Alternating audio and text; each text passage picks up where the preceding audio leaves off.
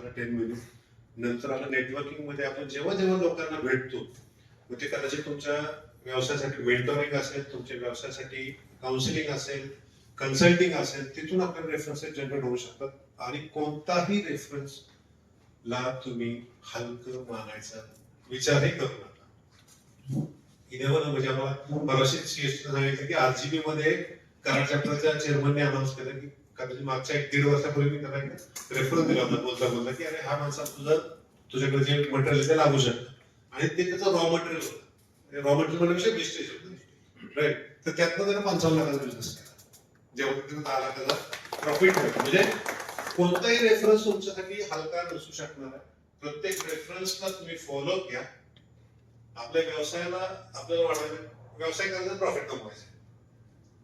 त्यामुळे व्यवसायामध्ये रेफरन्स कुठल्याही हलक्यात घेऊ नका. एक एवढं सांगणार